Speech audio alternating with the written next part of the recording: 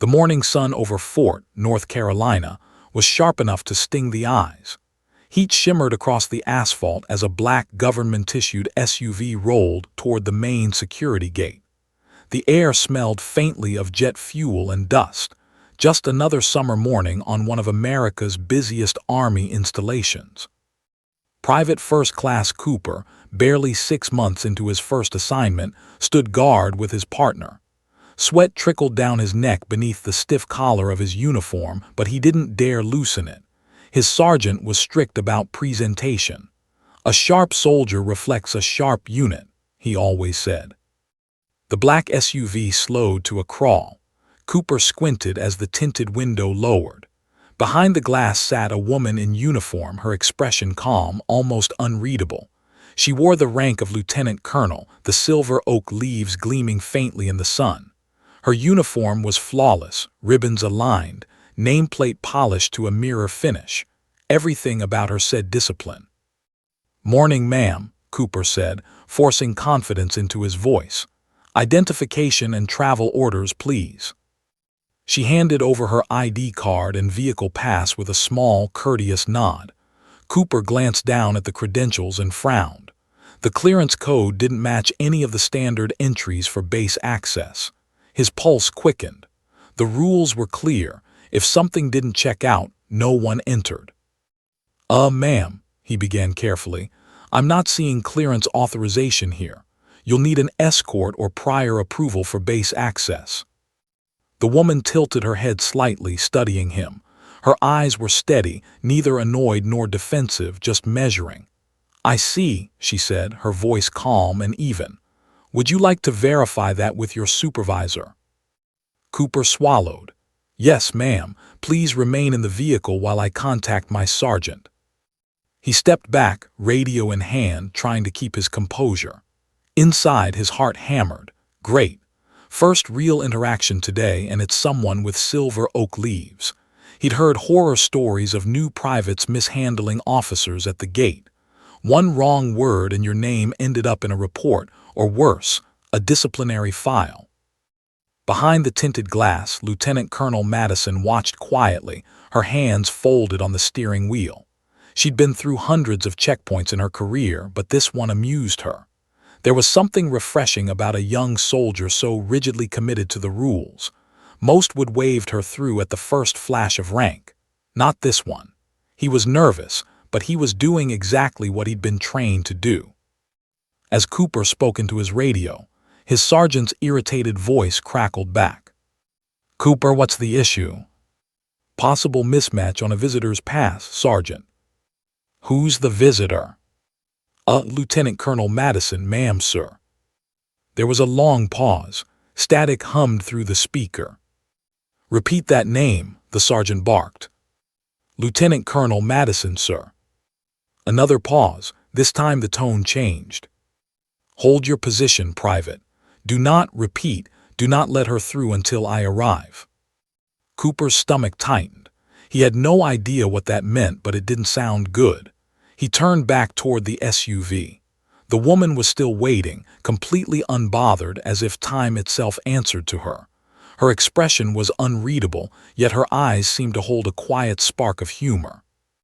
"Sergeant's on his way, ma'am," he said. "Very well," she replied. "Protocol matters. I appreciate your diligence." That caught him off guard. No officer had ever thanked him for doing his job before. He nodded awkwardly and took a step back. The minutes stretched painfully long. Every vehicle behind her was being rerouted to the secondary lane, and a few curious soldiers craned their necks to see what was going on. Then the sound of boots on asphalt broke the silence. Sergeant First Class Martinez, a weathered man with a voice like gravel, strode up fast. His eyes met Madison's through the open window, and instantly his face drained of color. His posture snapped rigid. He saluted sharply. "Ma'am, Colonel Madison, ma'am. I wasn't expecting you until 1400 hours." Her lips curved into a subtle smile. "I like to be early, Sergeant. Keeps people honest." Martinez swallowed hard. "Yes, ma'am, understood." He turned to Cooper, who looked utterly lost. "Private," the sergeant said slowly, Do you have any idea who you just detained? Cooper blinked, confused. No, Sergeant, should I? Martinez sighed. You just stopped your new commanding officer. The young private's heart nearly stopped. He stammered, words fumbling. Ma'am, I didn't mean. Madison held up a hand, silencing him. Don't apologize, Private. You followed the rules. That's what good soldiers do. She accepted her credentials back, offered a brief nod, and said quietly, I'll see you both at the briefing. Then she drove through the gate, calm, composed, and every bit the leader Fort never saw coming. Behind her, Private Cooper stood frozen in disbelief, still holding the radio, as Sergeant Martinez muttered under his breath, Kid, you just made one hell of a first impression. For the next few minutes, Private Cooper tried to collect what was left of his composure. His ears still rang with Sergeant Martinez's words. You just stopped your new commanding officer. He replayed the entire encounter in his head, every word, every hesitation, every breath. Meanwhile, Lieutenant Colonel Madison drove deeper into Fort, the SUV gliding past the neat rows of barracks and the sprawling training fields alive with morning drills. She didn't need a GPS. She'd walked these same grounds 15 years ago, as a young second lieutenant barely trusted to command a handful of soldiers. Back then, no one would imagine she'd return one day to take charge of the entire division. At the gate, Sergeant Martinez exhaled deeply. Cooper, he said, you better pray the colonel forgets your face. Cooper swallowed. Yes, Sergeant, I mean no, Sergeant, I mean. Martinez smirked despite himself. Relax, kid, she's not mad. If she was, you'd know. He glanced at the road where Madison's vehicle disappeared. You'll learn something from her, though. Everyone does. Inside headquarters, Madison parked and took a moment before stepping out. She didn't rush. Command wasn't about speed, it was about timing. Adjusting her uniform, she inhaled the familiar scent of cut grass and hot asphalt. Every posting had its own rhythm, its own hum. She could already sense this one, structured, proud, but a little too comfortable. Comfort made soldiers sloppy. She planned to change that. When she entered the front building, the young corporal at reception nearly jumped from his chair. Ma'am, Colonel Madison, you're early. I am, she said evenly. The best way to learn a command is to see how it runs when no one expects you. The corporal blinked, unsure whether to nod or salute again. Yes, ma'am, I'll alert the XO. No need, Madison said. Let's keep this unannounced. As she moved through the hallway, heads turned. Her boots clicked sharply against the tile, echoing through the quiet corridor. She didn't carry herself like someone demanding respect. She carried herself like someone who already had it. Her expression was calm but not soft. Her eyes took in every detail, the bulletin boards, the schedule rotations, even the maintenance logs tacked near the stairwell. She noticed everything. Down the hall, a few staff sergeants whispered. Is that her? Has to be. She's earlier than scheduled. I heard she's from the 82nd Airborne, combat vet, Silver Star. Yeah, and rumor is she was stopped at the gate this morning. What? Who the hell did that?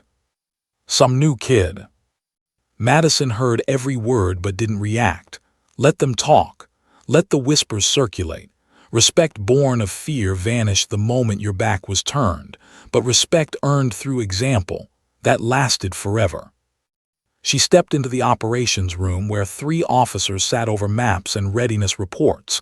They scrambled to attention. At ease, she said smoothly. Continue your work.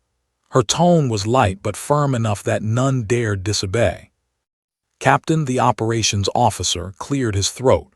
Ma'am, we didn't expect you until this afternoon. The XO's preparing the change of command agenda. I prefer surprises, Captain, she replied. Shows me how prepared my officers truly are. Nodded nervously. Yes, ma'am, would you like a briefing? I already have one, she said, glancing at the open file on the table. Your logistics report is missing updates for last quarter. Blinked. Yes, ma'am, I'll fix that. I'm sure you will, she said quietly. Details matter. Soldiers' lives depend on them. Her words weren't scolding. They carried a weight that pressed deeper than criticism ever could. Every officer in the room understood instantly. This wasn't a commander who demanded obedience. This was one who demanded excellence. Outside, Sergeant Martinez escorted Private Cooper to headquarters. "You're reporting to the CO's office," he said flatly. Cooper's heart sank. "Sergeant, am I in trouble?" Martinez shrugged. "You'll find out." When they reached the entrance, Cooper froze. Through the glass doors, he saw Colonel Madison standing by the window, her posture straight, her gaze steady. Martinez whispered, "Rule one of the Army, kid. Never assume you know who you're talking to." Madison turned, eyes locking on the young private. For a moment, silence filled the hall. Then she smiled faintly. "Private Cooper," she said, still guarding the gate. He nodded quickly. "Yes, ma'am." "Good, keep it that way. The Army needs more soldiers who do what's right, not what's easy." He blinked, stunned. No lecture, no punishment, just words that felt heavier than reprimand. As she walked past, Martinez whispered, "Told you she wasn't mad." Madison paused by the door, looking back once. "Sergeant," she said, "that young man did his duty. Make sure everyone under you remembers why that matters." And with that, she stepped into the sunlight, leaving behind a silence thick with realization. On this base, authority wasn't worn on the shoulders. It was proven in the way she carried it. The word spread through fort faster than a field transmission. By noon, everyone had heard it. The new CO got stopped at the gate. In the dining hall, soldiers laughed in disbelief. "No way," one said. "Who'd be dumb enough to stop a colonel?" "A rookie private," another replied. But she didn't chew him out, she thanked him. That part silenced everyone. Nobody had ever heard of a commanding officer reacting like that. At headquarters, Colonel Madison stood before a conference table lined with senior officers, men and women who'd been there for years, comfortable in their routines. Their posture was rigid, but their eyes carried the guarded skepticism of people uncertain about the change to come. Madison scanned their faces. "Ladies, let's begin." Her voice was composed but carried the sharp edge of command. She didn't raise it. She didn't need to. Every word cut clean through the room. Major Harrison, a tall officer with graying hair, spoke first. "Ma'am, with all due respect, we've maintained a solid structure here for years. The 82nd runs smoothly. I hope you're not planning to reinvent the wheel." Madison's lips curved slightly. "Major, the wheel's not the problem. The problem is we've been rolling it in circles." The room went quiet. She tapped the operations chart with her pen. "Deployment readiness has dropped 7% since last quarter. Maintenance logs show lapses. Communication between units is inconsistent." Her gaze lifted. "That's not a leadership issue, it's a complacency issue. And complacency gets soldiers killed." Harrison's jaw tightened. "With respect, ma'am, we've been stretched thin." "We all are," she cut in softly. "But I've seen battalions fight through worse with less." Her words carried no arrogance, only conviction born from experience. Everyone in the room knew her reputation: Silver Star, Bronze Star, and 2 tours in Afghanistan where she'd led under fire. Her name carried weight even before she stepped foot on base. But now, they were seeing what that name meant in person. "Change isn't comfortable," Madison continued. "But comfort is a luxury the Army can't afford." She set her pen down deliberately. "If anyone here disagrees, now's the time to say it." No one spoke. She nodded once. "Good. Then we start tomorrow with a full systems review. Every department, every squad. I want transparency and accountability, not excuses." Her tone was steady, but beneath it lay the unmistakable message. This was no ordinary leader. When the meeting ended, officers filed out quietly, some murmuring among themselves. Major Harrison lingered by the door. "Ma'am," he said carefully, "I heard what happened this morning at the gate." Madison turned. "Did you?" Yes, ma'am, I have to admit it surprised a lot of people. You didn't, assert authority. Madison tilted her head slightly. Authority isn't asserted, Major. It's earned. The moment a soldier forgets that, he loses both. Her words landed harder than any reprimand. Harrison nodded slowly. Understood, ma'am. After he left, Madison stood alone by the window, watching the parade ground below. Dozens of soldiers moved in formation, every motion sharp and mechanical. Yet beneath the precision, she sensed fatigue, the quiet kind that grows when purpose fades. She remembered her early days in Afghanistan, the dust storms, the firefights, the endless exhaustion. She'd seen soldiers fight through hell because they trusted their leader to stand beside them. That's what she wanted here, to rebuild not just discipline, but pride. Outside, the same Private Cooper walked past the headquarters, still replaying their brief exchange earlier. His fellow guards teased him endlessly. "Hey hero, stopped the colonel today, huh?" He flushed, trying not to smile. "Yeah, well, someone had to keep the base safe." The laughter faded when Sergeant Martinez added quietly, and she respected him for it. Later that afternoon, as the sun began to dip behind the barracks, Madison walked toward the parade field.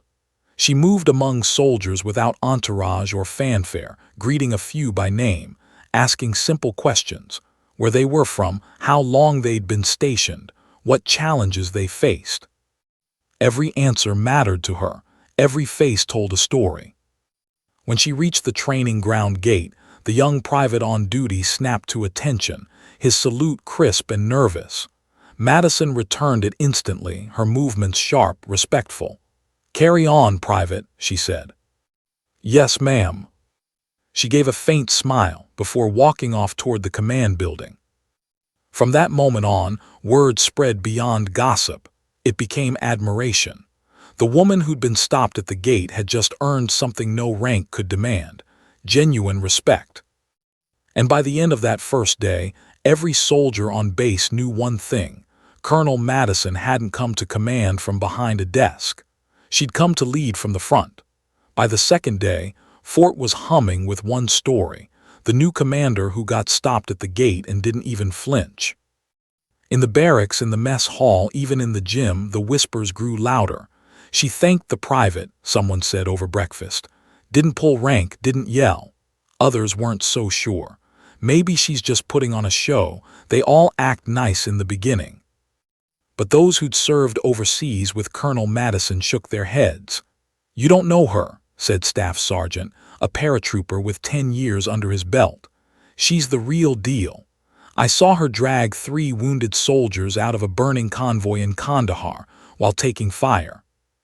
The younger troop stared. "No way." "Way," replied. "She earned her Silver Star for that, didn't even mention it once." That story spread faster than wildfire.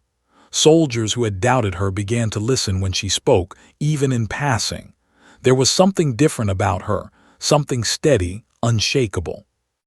Meanwhile, inside her office, Madison sat quietly reviewing the division's readiness reports. Her aide, Captain Morales, entered carrying a stack of folders. "Ma'am, everyone's talking about you," she said with a grin. "The gate stories all over base." Madison looked up, amused. "Good. Maybe they'll finally start remembering why protocols exist." Morales smirked. "You don't mind the attention." "I don't care about attention," Madison replied. "But I do care about culture. Discipline isn't built by speeches, it's built by moments." Her gaze drifted toward the window, eyes distant for a moment. Morales recognized the look. It was the same one veterans wore when memories came knocking. Madison didn't speak about Afghanistan often, but the images never left her. She could still hear the deafening blast, smell the burning fuel, feel the searing heat on her face. It was 5 years ago. Convoy Delta 6 had been ambushed outside Province. The lead Humvee was hit first. Madison's team scrambled under fire, bullets snapping through the air like whips. She remembered dragging Sergeant Fisher out of the wreck, flames licking at her uniform, the radio screaming for backup. "Leave him, Colonel," someone had yelled. She didn't listen. She'd never been that kind of officer. By the time reinforcements arrived, she'd pulled out all 3 wounded men. Her gloves had melted.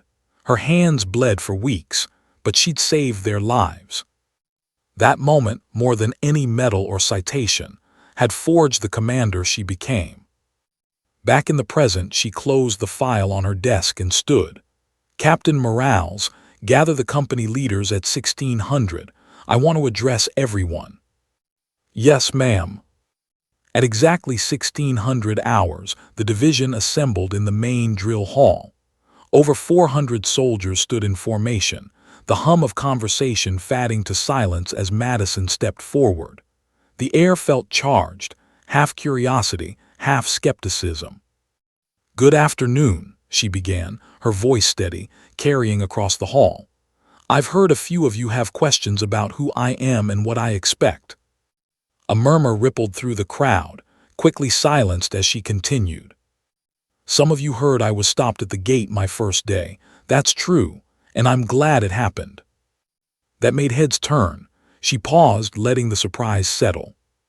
"The private who stopped me did what every soldier here is trained to do, follow procedure, even when it's uncomfortable. That's discipline. That's courage. And that's exactly the kind of integrity I want across this base." The soldiers shifted, listening closer now. "I don't lead from rank," she said, her eyes sweeping the room.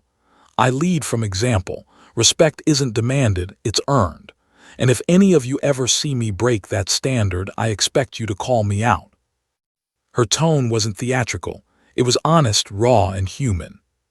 For a moment there was complete silence. Then one soldier began to clap. Another followed. Within seconds, the entire hall erupted in applause that shook the rafters. Madison didn't smile. She simply nodded, her chin high, her eyes glinting with purpose. Because to her, applause meant nothing, but belief, that was something worth earning. Outside the hall, Sergeant murmured to a group of younger troops, "You see that?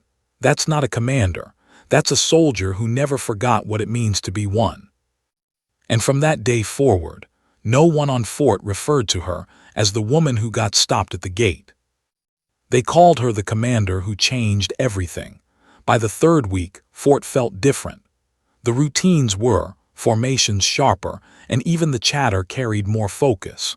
But for every soldier inspired by Colonel Madison, there was another quietly resisting her changes. In the officers' mess, murmurs grew louder.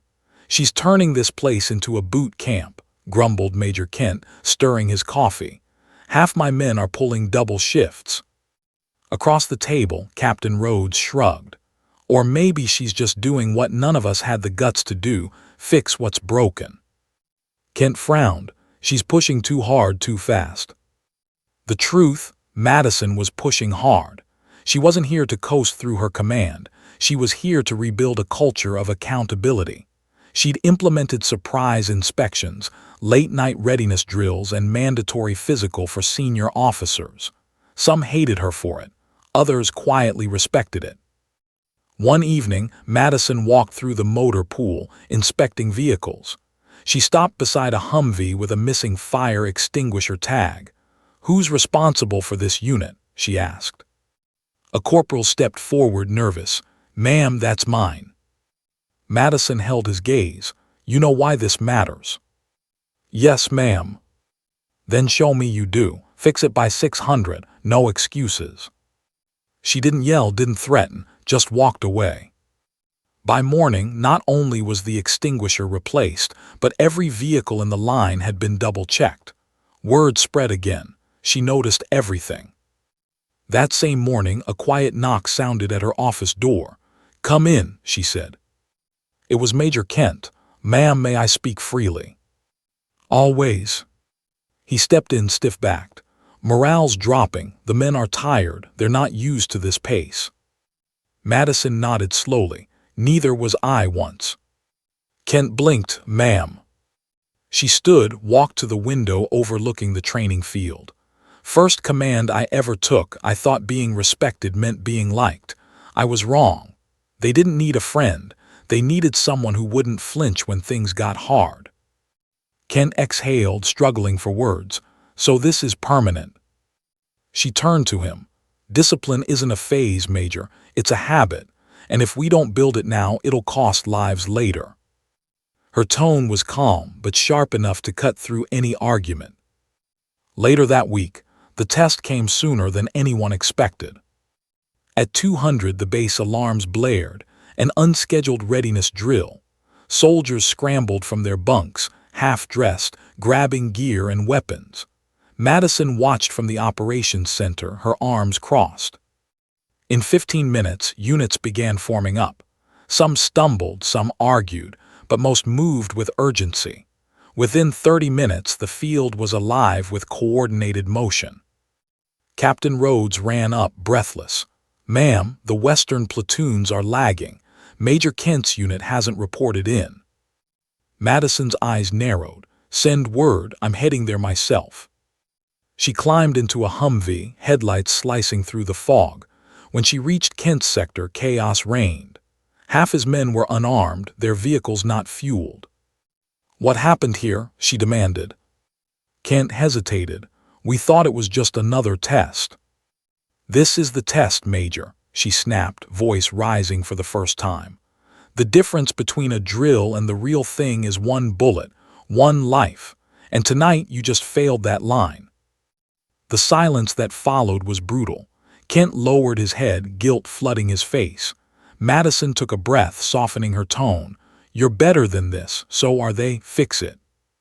By sunrise, Kent's entire unit was reassembled, fully armed and running live maneuvers. Sweat poured, tempers flared, but by the end of the day, every soldier in his command had passed inspection. When it was over, Kent approached her again. "Ma'am," he said quietly, "you were right. I didn't see it before, but they're sharper now, more alert, we all are." Madison nodded. "That's the point, Major. The mission doesn't care if you're tired, it cares if you're ready." That night, as the base lights dimmed, something had shifted. The murmurs of resentment faded. The troops began walking taller. Even those who doubted her started saluting her with genuine respect. In the silence of her quarters, Madison sat alone, reading letters from families she'd served with overseas. She smiled faintly. She wasn't trying to make friends. She was forging warriors. And slowly, the entire base was realizing it. 2 months into Colonel Madison's command, Fort no longer resembled the place she'd inherited. The once sluggish drills were crisp, the vehicles spotless, and soldiers moved with purpose. But deep inside, Madison knew perfection was fragile. One bad day, one careless moment, and it could all unravel. That moment came on a Monday morning. Her aide, Captain Morales, rushed into the office, breathless. "Ma'am, unannounced inspection team from the Pentagon just landed at Pope Field. ETA 10 minutes. Madison blinked once. "Pentagon." "Yes, ma'am, General Harlan himself." That name carried weight. Harlan wasn't just any general. He was the Army's Inspector General, known for dismantling commands that didn't meet his standards. Madison straightened her uniform calmly. "Then let's make sure he sees what this unit's become." Outside, the base buzzed like a hornet's nest. Soldiers scrambled to final positions, officers barking orders. But Madison refused to let chaos take over. She walked the grounds herself, checking lines, uniforms, weapons. Every soldier she passed stood a little taller. At 9:15, a black convoy rolled to the main gate. 3 SUVs, tinted windows, U.S. flags on the hood. Private Daniels, one of the gate guards who'd stopped Madison on her first day, swallowed hard. "It's the Inspector General," his partner whispered. Daniels nodded, heart pounding. He could have waved them through easily, but training echoed in his mind. No exceptions. Verify every credential. He stepped forward and raised his hand, motioning the convoy to stop. The first SUV braked hard. A tall man in a dark uniform stepped out, General Harlan himself. "What's the holdup, soldier?" Harlan barked. Daniels stood firm. Sir, base protocol requires ID verification and inspection before entry. Harlan's brows shot up. Do you know who I am? Yes, sir, but I still need to see credentials for all personnel in the vehicles. The silence stretched like a drawn bow. Then slowly Harlan reached into his jacket, pulled out his ID, and handed it over. Well, I'll be damned, he muttered. Someone trained you right. Daniels didn't move until every passenger was and cleared. When the convoy finally rolled through, Madison was waiting at the parade field. Harlan climbed out, expression unreadable. Colonel Madison, he said, I hear your command's been shaken up. Madison met his gaze evenly. Yes, sir, for the better. He studied her for a long moment before speaking. We'll see about that. The inspection began, every building, every vehicle, every file combed through. Harlan's team was relentless, catching even the smallest oversight. Madison stayed composed, moving with them, answering every question with quiet precision. At noon, they reached the armory. The lead inspector frowned. One inventory log missing a signature. Madison turned to the sergeant in charge. Why? The sergeant swallowed. Ma'am, I sent it for verification last night. It'll be back by 1600. Madison looked at Harlan. There's your answer, no shortcuts. Harlan nodded slightly, making notes. By late afternoon, the inspection wrapped. The team gathered in the operations center, exhaustion etched on every face. Harlan flipped through his clipboard, silent for a long moment. Then he looked up. Colonel, he said slowly, I've done surprise inspections on dozens of bases. Most commanders scramble to hide the cracks. You didn't. Madison said nothing. Your people are sharp. They follow rules not out of fear but pride. Even your gate guards gave me a hard time. A faint smile tugged at his lips. I like that. Madison allowed herself the smallest grin. Integrity's built one decision at a time, sir, even at the gate. Harlan nodded. Keep it that way. You've turned this post around. When he left, the entire command exhaled in relief. Morales grinned. Ma'am, Daniels nearly fainted when he stopped the general's car. Madison chuckled. Then he did exactly what I hoped he would.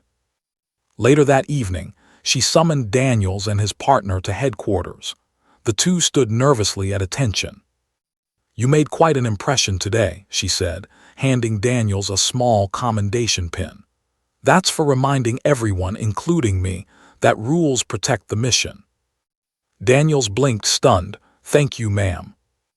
Madison nodded. Don't thank me, you earned it. As they left, Morales looked at her. Full circle, huh? Madison smiled faintly. Yes, sometimes leadership means trusting that what you teach comes back when it matters. Outside, the sun dipped below the horizon, painting Fort in gold. For the first time in years, the base felt whole, united not by fear but by respect. And the woman once stopped at the gate had become the very standard everyone else now measured themselves against. It began just after midnight. A deep rumble shook the ground near the western perimeter of Fort, followed by a flash that lit up the night sky. Within seconds, alarms wailed across the base. Madison was out of bed before the second siren. Report, she barked into the comms as she threw on her uniform. Ma'am, explosion near the fuel depot, possible containment breach. Captain Morales's voice crackled through the line. No confirmed casualties yet. Madison's pulse kicked up, but her voice stayed calm. Activate fire suppression, secure perimeter, and get EOD on site now. By the time she reached the command post, smoke plumed high over the horizon, red lights flashing in the darkness. The base buzzed with movement. Trucks rolling, soldiers running, radios shouting over static. Morales handed her a tablet with live drone footage. Looks like an accidental ignition. Fire spreading fast. Evacuation zone. Half a mile radius, ma'am. Winds pushing toward the barracks. Madison's jaw tightened. Get everyone out of that zone. and I want those fuel lines cut before the fire reaches the tanks." Across the base, soldiers sprang into action. Fire crews rushed forward, their vehicles glowing in the haze. Engineers sprinted to shut off the main valves, their silhouettes dancing in orange light. Then came the worst news. "Ma'am, EOD team reports 2 technicians trapped in the maintenance bay. They can't reach them through the flames." Madison didn't hesitate. "Get me a transport, I'm going out there." Morales's eyes widened. "Ma'am, with respect, commanders don't go into active fire zones." Madison fixed her with a steady look. "They do when their soldiers are trapped." Minutes later, she was on site, smoke stinging her eyes. The air reeked of burning fuel and hot metal. Firefighters struggled to hold the blaze back while shouting coordinates. "Where are they?" Madison demanded. "Maintenance Bay 2, ma'am, rear of the depot," shouted a sergeant through his mask. Without waiting, Madison grabbed a spare respirator and pushed forward, the heat almost unbearable. Flames crackled, sirens screamed, but all she could hear was her heartbeat and the faint sound of voices yelling for help inside the smoke. Through the haze, she spotted movement, 2 technicians crouched behind a collapsed beam. She dropped low, crawling through debris until she reached them. "We're getting you out," she shouted, voice muffled through her mask. Together with 2 nearby firefighters, she cleared a path, dragging the men free one at a time. A sudden flare roared behind them, knocking her to the ground. Pain shot up her arm, but she didn't stop. She pushed forward, hauling the last technician out just as the roof gave way. Outside, medics rushed in. Morales was waiting, face pale with shock. "Ma'am, your arm." Madison looked down to see her sleeve torn and bleeding. She brushed it off. "I'm fine. Get them to medical." Hours later, as dawn broke, the fire was finally under control.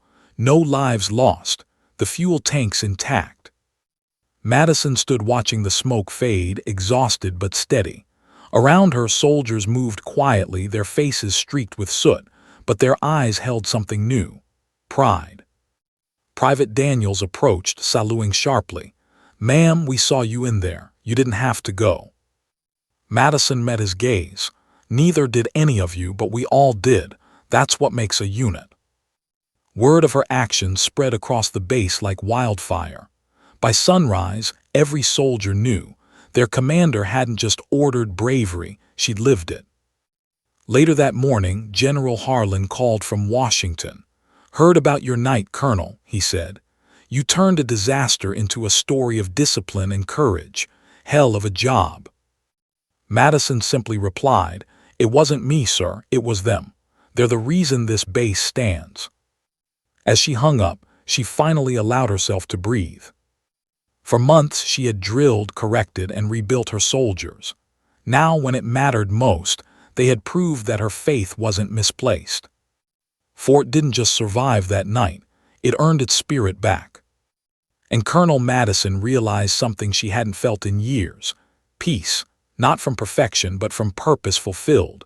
3 months after the fuel depot fire, Fort pulsed with a rhythm unlike any other. The soldiers moved with precision, the grounds gleamed, and pride echoed in every salute. What had once been a fractured command was now a model unit across the Army. Colonel Madison stood on the parade field that morning, sunlight glinting off her silver oak leaves. Today marked the official change of command ceremony, her last day as the base's commanding officer. Captain Morales approached, clipboard in hand. "Ma'am, everyone's assembled. General Harlan on the way. You ready?" Madison smiled faintly. "As ready as I'll ever be." When she stepped onto the platform, the entire field snapped to attention. Rows upon rows of soldiers, men and women she drilled, pushed, and believed in, stood in perfect formation. General Harlan's deep voice carried across the field. Under Colonel Madison's leadership, this base transformed from complacency to excellence. What she built here is more than discipline, it's pride. Applause thundered. Madison felt her throat tighten. When it was her turn to speak, she stepped forward, her gaze sweeping the crowd. "When I arrived here," she began, "I was stopped at the gate. Some might see that as disrespect. I saw it as hope." A ripple of laughter and recognition spread through the formation. That moment reminded me of what the Army stands for: integrity before title. That's the same spirit you all carry now. The same spirit that saved this base the night of the fire. You didn't wait for orders. You acted because you understood what it means to serve. Her voice wavered slightly, but her eyes remained steady. "I couldn't be prouder to have stood beside you." For a heartbeat, the crowd was silent, then erupted into applause so fierce it seemed to shake the air. Soldiers cheered, some even tearing up. Among them stood Private Daniels, the young guard who had once stopped her at the gate. He clapped the hardest, pride burning in his chest. When the ceremony ended, Madison made her way down the line, shaking hands, exchanging words, and offering quiet smiles. Every face she passed carried the same look: respect earned, not given. As the sun climbed higher, Morales joined her by the command vehicle. "Hard to believe you're actually leaving," she said softly. Madison looked around the base one last time. The hangars, the parade field, the barracks glowing under the Carolina sky. "It's theirs now.